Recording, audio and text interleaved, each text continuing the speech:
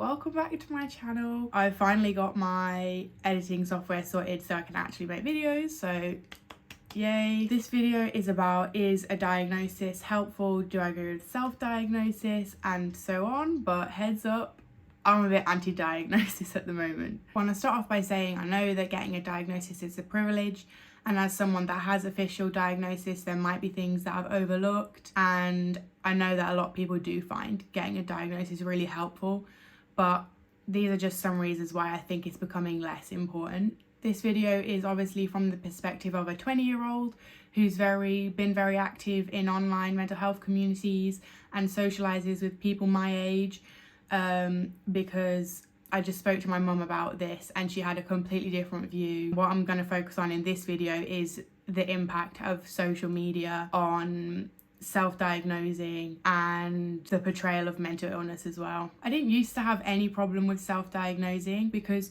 you'd think that no one would want a diagnosis of a mental illness or neurodivergence, so if they'd got to the point of wanting to self-diagnose, then they must be having a really hard time. Presumably they'd done a lot of research, spoke to people with the condition, and have a lot of reasons for thinking that they had that. Unfortunately, I think now with social media, a lot of these diagnoses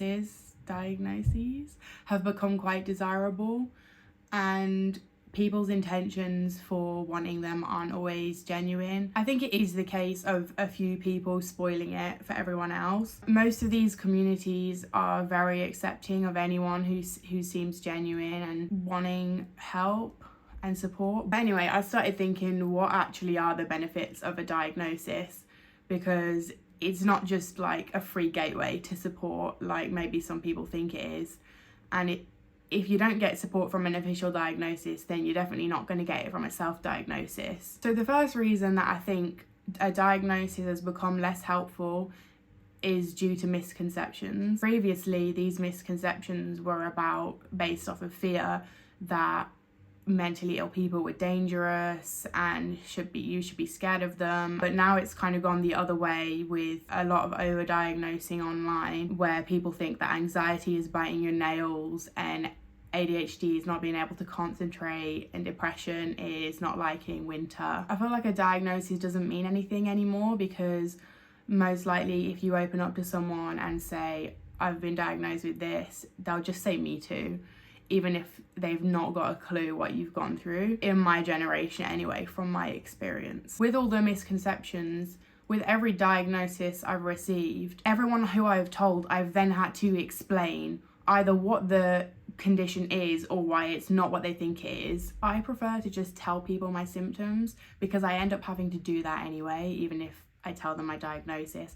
And I find that if I say to someone, this is what I'm finding really hard right now, this is what I'm struggling with, then they're a lot more empathetic. And it's actually when I bring in a label that I tend to get unhelpful and uneducated responses. It seems like everyone thinks they're mentally ill, which does overlook and invalidate people that are genuinely struggling with those things. Well, I'm telling you, you can't all have nearly died. You didn't all nearly die, did you? It isn't even a flex. Especially when you literally didn't even nearly die. Shut up, man. I hate TikTok. If I got a diagnosis now of depression, I think my biggest concern would be trying to communicate to people that I have actual depression, not just the TikTok self-diagnosed version of it. Sometimes it feels like we've become really unresilient and dramatic as a generation, where instead of just having a problem and being able to talk about that, we have to have a diagnosis to flaunt. And I don't think a diagnosis is ever something, if you were genuinely having those things, it wouldn't be something you wanted to flaunt around anyway. Why can't we just say, oh my gosh, my concentration's been so bad today, rather than, oh, I've totally got ADHD. The issue is with it being really overused in places where a correct diagnosis or self-diagnosis hasn't been researched and thoroughly looked at, is that it does take a lot of resilience to manage these conditions, and so it gives that community of people a bad image when the terms are misused. Also, on the topic of social media, mental illness and neurodivergence, some conditions have become quite quirky and desirable. People put their whole lives online now And there it can be success and money in mental health, raising mental health awareness. People lie about and exaggerate things from their past for views and likes. Influencers are using the mental health card or the ADHD diagnosis they bought to excuse bad behavior and laziness, and that is harmful. I personally feel like I don't trust everyone's intention for wanting a diagnosis of some things. And that brings me on to my second point, which is I don't know if you can trust a diagnosis full stop. There is so much overlap between conditions that it's really common to get misdiagnosed. Psychiatric conditions just aren't definitive. You sit in a room with a specialised doctor, tell them how you're feeling, and they round up your symptoms and put you in the nearest thing that's relevant to you. Unless you're really self-aware, then when you're telling a doctor your perception of events, it's quite possible that you're unintentionally not telling the truth. And you can intentionally not tell the truth as well. If you want a diagnosis of something, all you've got to do is Google the symptoms, go to a doctor and recite them, and hey, you've got a diagnosis of whatever you want for whatever reason. Sure, the last thing I just said is probably less likely, and I don't know how many people are really going to go and completely lie about a condition just for a diagnosis. However, the first few things about misdiagnosis and accidentally not telling the truth happen all the time. You can go to 3 different psychiatrists, tell them all the exact same things, and you might get 3 different conditions from all of them. I am quite black and white, but I don't feel that is definitive enough. Unless you can scan my brain and be like, yeah, look, that's the autism, you've got autism, then I'm not gonna take that as the truth. When I got my autism diagnosis, it wasn't a huge relief of, oh my goodness, everything makes sense now. It was more like, okay, really?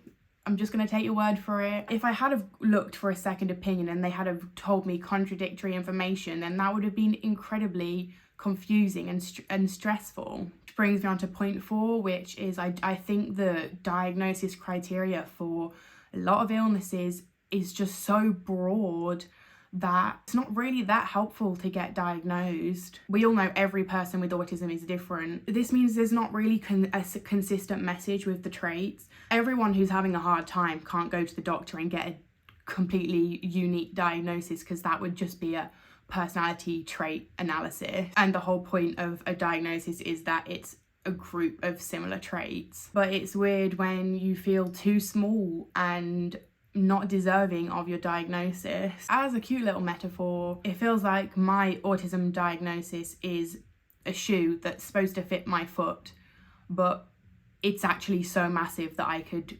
run half a marathon at the bottom of it. And it's not very helpful to me, but it's the closest shoe to my size. I mean, it's way too big, but there's no smaller option. And I think the problem with that is that people think they're going to get support when they get diagnosed, which a lot of the time they don't. But even if they do, the support is generic. It's like an average of what might help the average autistic person.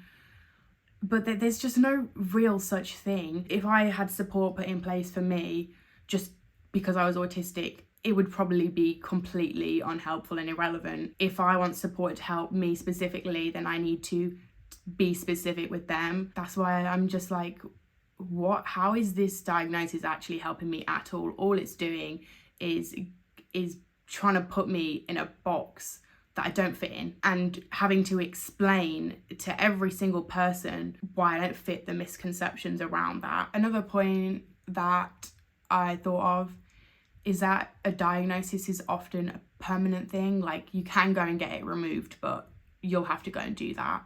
And mental illness is not usually permanent. Obviously, like, autism is a permanent thing, but a lot of other things, it comes and goes. You might have depression for a year, 6 months, and then you've got a depression diagnosis for your whole life. One thing about me is that my opinions are quite fickle, and I often make a video and then by the time I come to edit it a day later, I'm completely baffled and confused why I said that. So I don't know if this anti-diagnosis type mindset is just a temporary thing at the moment. This whole topic has definitely been brought up because I'm very frustrated with what I'm seeing online and how it's not just online, it is in person as well. Mental illness was a big part of my teenage years, and it's something I'm interested in talking about. However, I'm very non-specific when I talk about these things because I am so cautious of other people with mental illness not sort of identifying me as a fake. So often I'm just really disappointed when I'm trying to have a genuine conversation and suddenly they're trying to compete with me, they're trying to relate to everything I've said when I know that they don't relate because they keep saying the wrong thing. I don't like how trendy this has become. I don't like people diagnosing themselves from a 30-second video from someone else who also diagnosed themselves from a 30-second video. This whole idea that we can have normal human struggles and day-to-day problems and go through bad things and life's not great all the time, but it's not always a mental illness. There are very specific, it's a lot, it takes a lot to be having enough traits and enough symptoms that you reach the criteria. It's funny because the people on social media and in real life who are infuriating me, if I showed them this, they would go, oh my god, I know, like, totally, it's so irritating. And I'm like, I'm talking about you, babe. You are the problem. But if you've come online searching about, is a self-diagnosis valid, is a diagnosis useful, then this video might be helpful to you some parts, but the social media bits of it, obviously you're not one of those people, and you will know if you have genuine intentions and you're going through a really hard time and you're trying to make sense of that, then please, like, you will be accepted into whatever community. If I'm in the autism community and someone came to me struggling with these things, I would be able to tell if they were authentic. And even if I was like, I don't think that's autism, then there would be no animosity. It would just be like, oh, have you thought about this? It's when people come and they're shallow, they're rash, loud and in your face, and you can tell that they don't have a clue what they're talking about. They've done no research on this. They've not been through a lot of these things, and they just want something to flaunt, something to be quirky and cute and relatable with, and they want to fit in with online trends, which I know online trends, it's hard to navigate them. If you're struggling and you're thinking about looking for a diagnosis, then try and find people that have a diagnosis of that or also think they have it, because if you're just comparing yourself to people you've seen online who have wildly got it wrong, then it's not accurate to base a diagnosis off of them. The way I should deal with this is when someone throws a term around that's harmful or jokes about being disabled, I should say, well, have you done your research about that? And why do you think that? But as someone that doesn't want to get into conflict, I generally just leave the situation. But yeah, I would love to know everyone's opinions. Is the bad effect of social media and over talking and diagnosing yourself because you have one symptom, is that just my age? I know mental illness can be very competitive and there's so many ways that social media is toxic. If you have a diagnosis, if you're self-diagnosed, have you found it helpful? What's been good, what's been bad about it? Yeah, let me know. I hope that you found something interesting to think about with this, and have a lovely day. I will see you soon. Bye.